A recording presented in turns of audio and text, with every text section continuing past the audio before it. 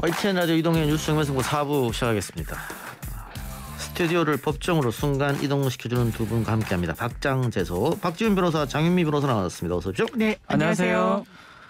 본격적 방송 들어가기 전에 속보가 나왔네요. 민주당 지도부가 경선 연기 여부와 관련해서 오는 25일 날 최종 결정한다고 다시 미뤘다고 합니다. 대선 기획단에서 현행한 대로 선거 일정 기획 뒤에 최고위에 보고하면 지도부가 그걸 보고받은 뒤에 최종 결정하겠다. 제가 오늘 방송이 좀 힘든 게 윤석열 전 총장 엑스파일 그것도 지금 방송 중에 취재한다고 문자 주고받고 하고 이 경선 연기 최고위 과정도 그 나름 취재하느라고 인터뷰도 하면서 손가락을 움직이고 그랬었는데 그 최고회의에서 각자 의견을 밝혔고 경선을 연기하면 안 된다고 5대3으로 결정났다 이런 얘기가 있었는데 지금 어쨌든 대선 기획단에서 현행 안대로 그러니까 연기하는 게 아니죠. 지금의 안대로 선거 일정 기획 뒤에 다시 안이 오면은 지도가 보고받은 최종 결정하겠다. 결국은 이렇게 되면 25일까지 3일 동안 다시 조금 그렇죠. 민주당은 시끄러울 수밖에 없다. 결국은 그냥 지금 안대로 될 가능성은 좀 높아 보이는 상황인데 어쨌든 간에 국민들이 봤을 때는 뭔가 자중질환하는 모습이거든요. 그렇죠. 그것 때문에 사실은 뭐 지지율도 사실 요새 국민의보다 많이 떨어지고 있는데 계속적으로 논란이 될 거로 봅니다. 근데 25일 전 그때는 정말 확정을 안 지으면 사실 많이 문제될 것 같아요. 그러니까 원래 지난주에 확정이 됐어야 되는데 네. 오늘로 미뤘다가 다시 25일 금요일이죠? 네. 금요일 미뤘으니까. 그때 한번 다시 가서 이야기해보고요. 자, 이번 주 목요일에 헌법재판소가 윤 전 총장이 청구한 헌법소원에 대한 판단을 내린다고 하는데 어떤 내용으로 헌법소원을 냈죠? 일단 헌법소원 낸 게 뭐냐면 검사 징계법에 대한 헌법소원입니다. 특히 검찰총장에 대한 징계를 추미애 전 장관이 했던 적이 있는데 이때 검사징계법상에 위원 구성하는 게 위원이다라는 거예요. 뭐 추미애 법무부 장관 그리고 차관 외에 장관이 지명하는 검사 또 외부 위촉 3명. 그러니까 장관이 너무 관여하고 있는 거 아니냐. 예. 그러니까 검찰의 중립성을 침해하는 거 아니냐라고 예. 헌법소원을 제기한 것입니다. 예. 결국은 법무부 장관이 징계위원회 과반수를 정하는 것 자체가 문제 아니냐 이 말이네요. 네, 그렇습니다. 사실 이제 검사를 징계할 때 징계위원회가 구성이 되는데 여기에 7명 중에 2명은 법무부 장관과 차관 당연직으로 들어가고 5명을 법무부 장관이 지명하게 돼 있기 때문에 이게 법무부 장관이 의도를 하면 검찰총장을 징계했던 이 건에서 위원도 법무부 장관이 지명하고 이 총장을 징계하겠다는 것도 소집도 법무부 장관이 하면 과연 이 징계가 공정성 있게 이 결론을 내릴 수 있겠느냐 이게 기본적인 문제의식이고 이 부분과 관련해서 이거 공무단임권을 지나치게 훼손한 법률이다라고 해서 위헌 여부를 따지고 있는 상황입니다. 알겠습니다. 그런데 어쨌든 당시 징계위원회는 윤 총장에게 2개월 정직 처분을 내렸었는데. 그렇죠. 6가지 혐의가 있었어요. 그중에 뭐 언론사 사주 부적절한 만남이나 그 대면 조사 과정에 감찰 방해했던 이거는 불문에 붙이고 나머지 뭐 사찰이라든지 채널A 사건 감찰 수사 방해했던 것, 정치의 중립 훼손 이 부분에 징계를 결정하면서 정직 2개월의 처분을 내렸었습니다. 그것도 마지막에 뒤집어지지 않았나요? 그게 가처분이 인용이 돼서 그러니까 네. 그 징계의 효력을 중지해달라. 왜냐하면 내가 정식 소송을 제기해서 이 징계가 위법 부당하다는 걸 밝히겠다. 이렇게 주장을 하면서 일단 징계 효력을 임시적으로라도 그러니까 본안 소송이 끝날 때까지 정지를 시켜달라라고 했고 현재 행정소송 그러니까 정식 소송은 진행 중입니다. 지난 6월 달에 6월 10일에 첫 기일이 열렸는데 이 부분과 관련해서는 징계 자체가 2개월 내린 부분이 위법하다. 이 뭐 채널A 관련 감찰 방해나 수사를 방해했다는 혐의 등등에 대해서 징계를 2개월 받을 그럴 사안은 없었다라고 계속 주장하는 상황입니다. 예. 근데 이 윤 전 총장 측에서 헌법소원과 함께 이제 이것도 처분을 취소해달라는 해송도 하고 있는데 헌재가 어떤 판단을 할 거라고 보십니까? 기각이요. 뭐 사실 헌법적인 문제는 아닌 거거든요. 예. 법률이 헌법 그렇겠네요. 예. 위반이 되려고 하면 어떤 중대한 하자 같은 게 있어야 되고요. 헌법에 반하는 부분이 있어야 됩니다. 정치적 중립이라고 하는 것들을 심각하게 침해했다라고 이런 게 돼야 되는데 지금 윤석열 총장 상황이 아주 독특한 상황이지 일반적 상황은 아니라고 보면 예. 제도의 문제라고 보기는 좀 어렵다 보면 이게 위헌이 나올 가능성은 좀 적어 보입니다. 예, 같은 의견인데 왜냐하면 이제 윤석열 전 총장의 기본적인 취지는 이겁니다. 법무부 장관이 임명한 위원들은 법무부 장관의 뜻을 고스란히 그냥 기계적으로 반영할 것이다. 그런데 뭐 여러 위원회들이 있고 정치권에서 인사들을 추천하는 많은 위원회들이 있는데 같은 논리대로라면 어떤 위원회도 공정성을 담보할 수가 없는 겁니다. 이 부분과 관련해서 법무부 장관이 지명을 하더라도 검사 그리고 뭐 변호사나 뭐 학식이 높은 뭐 외부 위원 이랬을 때 이 사람들이 뭔가 법률에 근거해가지고 자체적으로 자기를 추천한 게 법무부 장관이더라도 본인의 소신껏 그 징계 결정을 할 수 있는 거거든요. 그걸 거의 형해화하는 주장을 하고 있기 때문에 아마 이 기각이 나올 가능성이 좀 높아 보입니다. 예, 알겠습니다. 윤 전 총장의 부인 김건희 씨가 연루되었다고 의혹이 있는 도이치모터스 주가 조작 사건. 장모인 최모 씨도 관여한 정황이 발견돼 오늘 기사가 나온 것 같아요. 예, 여기 지금 2010년, 11년에 있었던 도이치모터스의 주가 조작, 뭐 시세 조정 내지 뭐 미공개 정보 이용 등 자본시장법 위반 의혹이 있는 건데요. 문제는 이 윤 총장의 장모 최 씨하고 도이치모터스의 등기사 A 씨 이 두 사람이 수십 차례 똑같은 IP에서 접속을 해가지고 주식 계좌를 했던 거 지금 검찰이 확인을 했습니다. 예. 그럼 두 사람이 공모를 해가지고 주식 거래를 했던 게 아니냐. 그렇다면 자본시장법 위반 공범이 아니냐라고 지금 문제 제기가 됐고 윤 총장 측에서는 허위 사실이라고 강력하게 지금 반응한 상황입니다. 뭐 이 사건은 아직 중앙지검이 수사하고 있는 건가요? 네. 그렇죠. 기소는 안 했죠. 네, 기소는 아직 안 했는데 이게 의미가 있는 게 지금까지는 뭐 윤석열 전 총장의 부인이 관여한 것으로만 나오고 있었는데 이 장모가 구체적으로 동일 IP에서 계속해서 접속을 같이 했다라고 하는 것은 사실상 자본시장법을 위반했다는 굉장히 좀 구체적이고 결정적인 근거로 작용할 수 있는 그런 사실관계거든요. 그래서 사실 수면 아래에 있었던 장모의 존재가 도이치모터스 주가 조작 사건과 관련해서 다시 한번 거론이 된다는 점에서 의미가 있고 물론 윤석열 전 총장이 혼인을 한 시점은 2012년 3월입니다. 그래서 주가 조작을 했다는 이 2010년 11월, 2010년과 2011년과는 거리가 멀지만 그렇다고 하더라도 사실상 아무 뭐 장모가 10원 한 장 받지 않았다. 이런 취지의 주장은 관철하기가 좀 어려운 거 아닌가 이런 생각이 듭니다. 예, 알겠습니다. 좀 두고 보고요. 임성근 전 부장판사의 항소심도 어제 열렸는데 검찰은 징역 2년을 구형했습니다. 네. 똑같이 1심하고 똑같이 구형을 했고요. 이 범죄 자체는 직권남용 권리행사 방해죄예요. 그 상케이 신문 서울지국장의 이 재판 관련해서 주심 재판관한테 뭐 양형 이유라든지 이런 거 좀 바꾸라고 했던 부분. 이게 의무 없는 일을 시킨 게 아니냐라고 재판 넘겨졌었는데 1심에서는 무죄가 됐었고요. 지금 2심에서는 다시 그게 맞다라고 똑같은 2년을 지금 선고해달라고 요청을 한 상황입니다. 예. 재판의 쟁점은 무엇이었습니까? 사실 이게 1심에서는 무죄가 나왔지만 검찰이 어제 그 결심 공판에서 지속적으로 주장했던 게 이민걸 전 법원행정처 기조실장과 이규진 전 판사가 직권남용 권리행사 방해죄 유죄를 받은 부분을 이야기를 했습니다. 그러니까 사법농단 사건이 줄줄이 무죄가 나왔던 게 일단 법관의 독립성이 보장되는 현행 법 체계 내에서 외부에서 뭐 판결을 이렇게 써라 저렇게 써라 재판 진행을 이렇게 해라 저렇게 해라 지시를 설사 내렸다고 하더라도 이렇게 할 수 있는 직권 자체가 상급자에게 없기 때문에 직권을 남용한 게 아니다. 그래서 위헌적이긴 하나 처벌할 수 없다. 이런 논리로 면책이 됐던 건데 지금 말씀드린 이민걸 이규진 전 판사 같은 경우에는 아니다. 사법 행정권을 행사할 수 있는 직권이 있었다. 그렇기 때문에 일선 재판부의 재판에 관여하는 것은 직권 남용이다라는 어떤 논리로 유죄를 받았거든요. 그러니까 검찰이 이 사건 같은 경우에도 이건 유죄가 나와야 되는 사안이다라고 굉장히 좀 강도 높게 맞서고 있는 그런 상황입니다. 사실 이 가토다스야 전 상케이 신문 서울지국장 재판 같은 경우에는 어떻게 보면 좀 국가적 망신일 수도 있는 그런 재판이었잖아요. 재판까지 간다는 자체가. 그런데 여기에 대해서 이러이러 저러이러 했기 때문에 이건 문제가 있다. 그러나 방금 말씀하신 것처럼 1심에서 무죄가 났고 이제 2심에서는 다툼의 여지가 있는 것인데 이거 말고도 임 전 부장판사가 재판에 개입했다고 하는 사건들이 있죠. 이 서울신문 지국장, 상케이신문 서울지국장 사건 말고도 민변의 그 쌍용 집회 관련해서 변호사들의 체포 시상 사건도 지금 연루가 좀 됐다고 하고 있고요.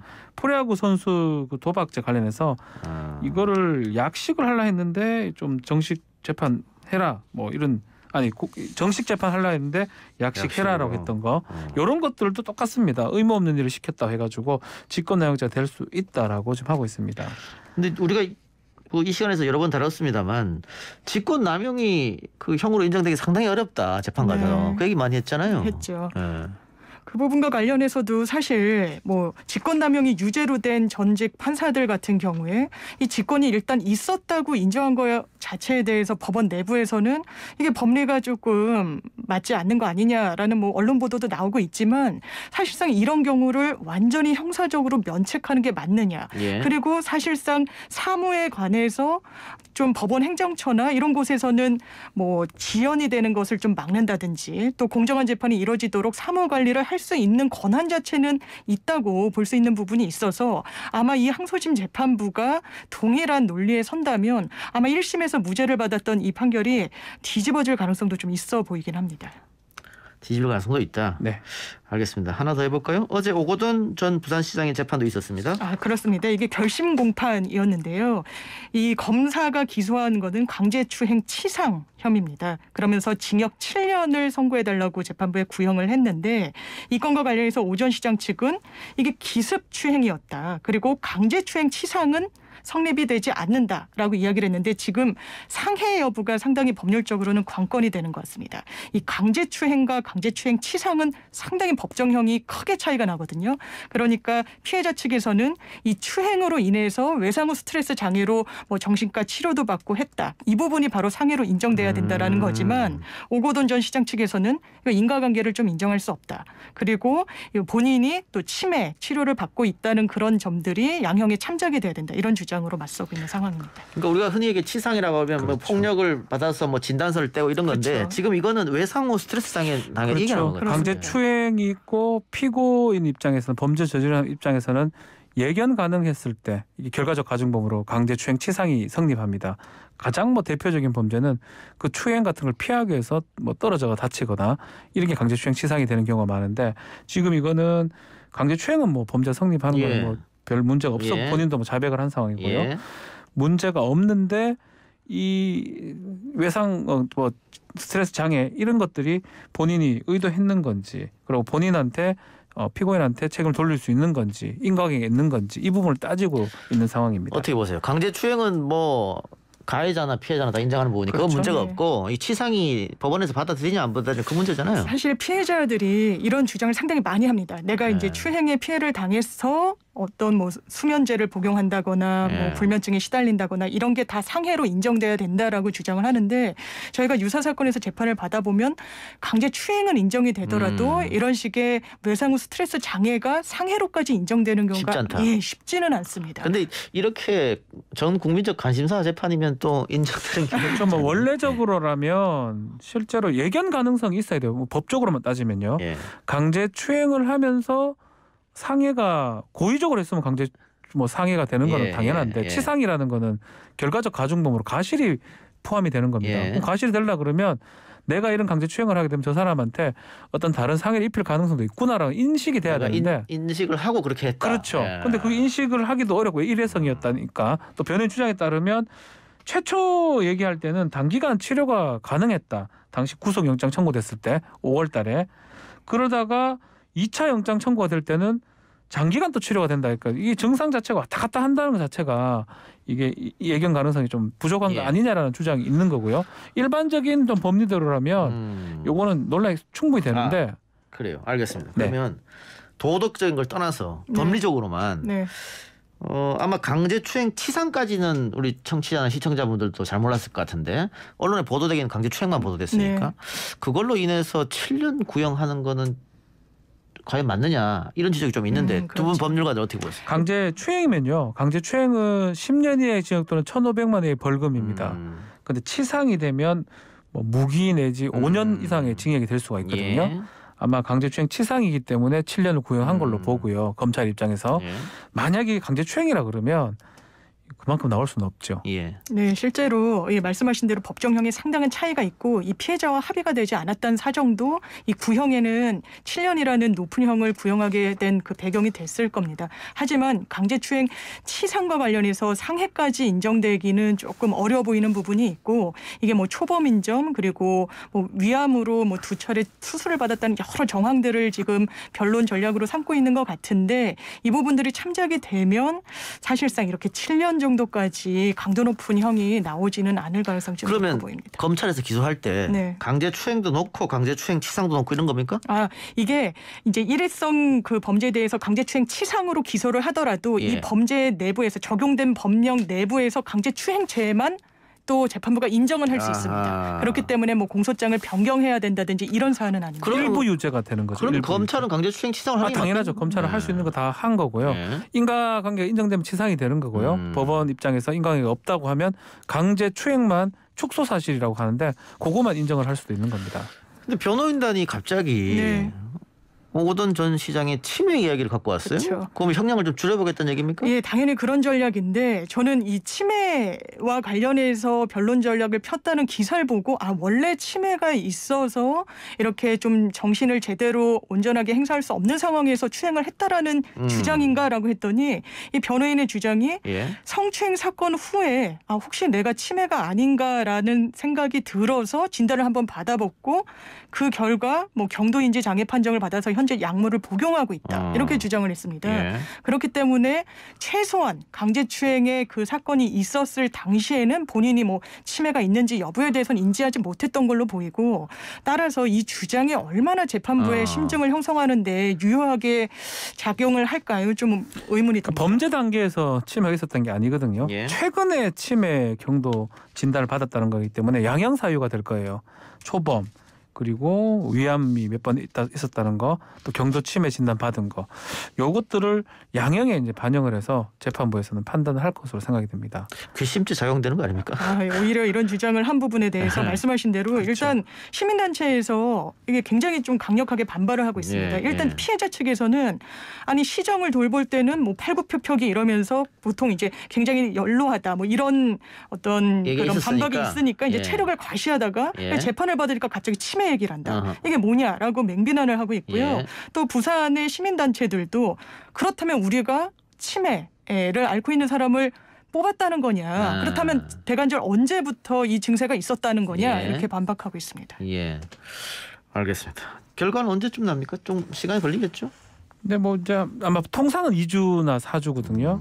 아마 6월 말이나 7월 초쯤에 결과가 나올 것으로 보입니다. 알겠습니다.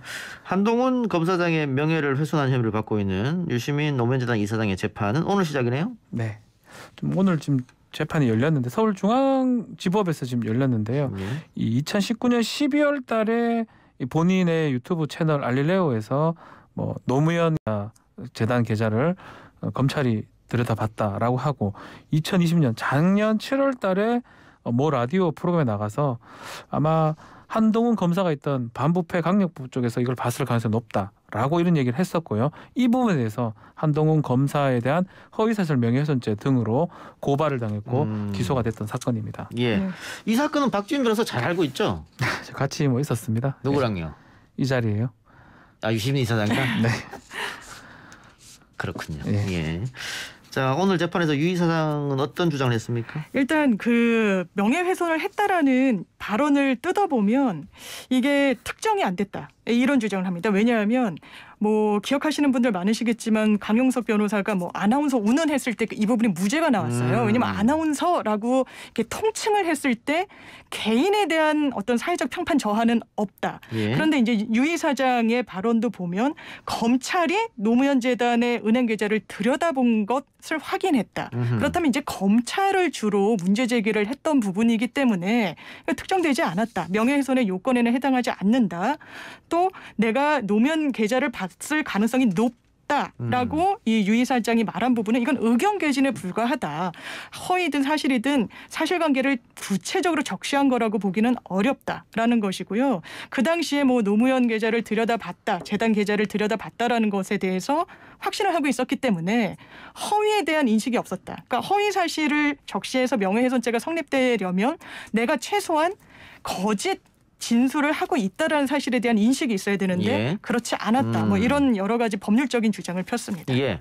결국은 국가기관이라고 한다면 명예훼손이 성립이 안 그렇죠. 되니까 안 되죠. 예, 그 얘기를 하는 것 같은데 검찰의 공소제기 절차에도 문제가 있었다 이런 얘기 예, 같아요. 그 앞부분들은 이미 좀 얘기가 됐던 부분인데 이번에 새롭게 주장됐던 부분이 2021년 1월부터 검경 수사권 조정이 됐기 때문에 이런 명예훼손 사건은 경찰이 지금 하도록 바꿔놨습니다. 그럼에도 불구하고 고위 검찰 간부에 대한 명예훼손죄 자체를 검찰이 직접 수사했다라는 것, 요거는 좀 문제가 있는 거 아니냐라고 주장을 했고요. 검찰은 여기에 대해서 고발장 접수가 지난해 8월이기 때문에 그때는 뭐 검찰이 수사권을 갖고 있었다라고 반박한 상황입니다. 예.